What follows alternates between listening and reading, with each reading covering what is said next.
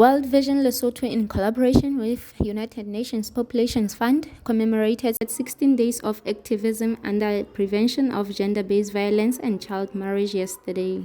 The National Director of World Vision Lesotho, Mr. James Chief Lu, indicated that they have created this platform for women in leadership to discuss the best strategies on how to participate meaningfully in issues relating to GBV. We know that our main purpose for this gathering is to actually create a platform for women holding leadership positions to discuss the best strategies on how to participate meaningfully in dealing with protection issues, gender-based violence, prevention of child marriages, and other violations that affect women and girls.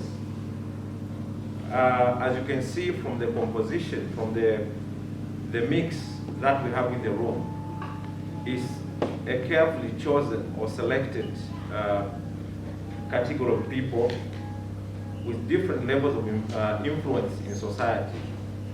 That is very necessary to see us really continue driving the fight against these evils that affect women and girls.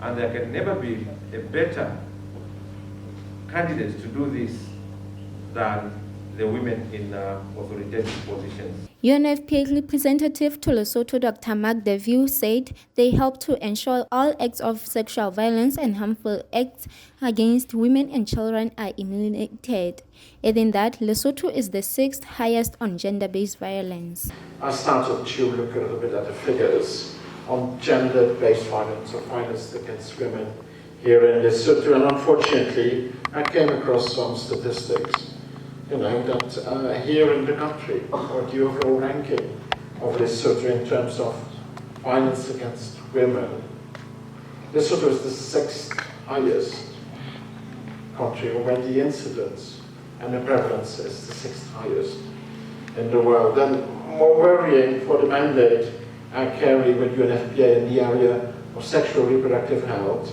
it's the 3rd highest country when it comes to sexual violence, when it comes to rape, when it comes to sexual abuse of women. Furthermore, I came across a documentary on Netflix recently, and I was actually shocked that 70% of your inmates in Maseru prison were actually imprisoned or sentenced for committing sexual violence. Former young parliamentarian Matema Sopa appealed with the consent to speed up the enactment of Domestic Violence Bill 2020 and Children's Protection and Welfare Amendment Bill 2021 to help fight against holistic acts against women and children. Physical abuse, sexual abuse, emotional abuse, domestic abuse. Very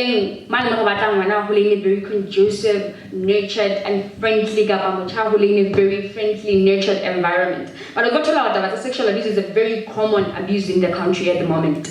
2019 survey by Lesotho Violence Against Childhood shows that 14.5% of females are victims of sexual assault. And this says that things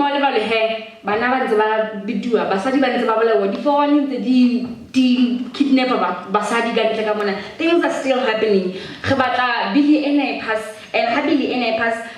It's about prevent all these other holistic ills towards adolescents, towards youth, towards ban. That's our plea. Another young parliamentarian, Zwelithini Matsuso, explained that when the issues of violence are raised, it has been addressed to women. However, legacy of laws has tended to marginalize minority groups. Much attention when we talk about violence has been addressed to women. Not badly so. Women, they form part or a bigger proportion of survivors of such violence. However, the legacy of laws that we inherited from the past, laws that have always promoted discrimination and stigmatization, have led us to a position where we are blind to be aware that there are other minority groups in our sphere whom are affected by the same violence. This commemoration was graced by, among others, members of the parliament, pastors, women in media who pledged commitment to help fight against gender-based violence.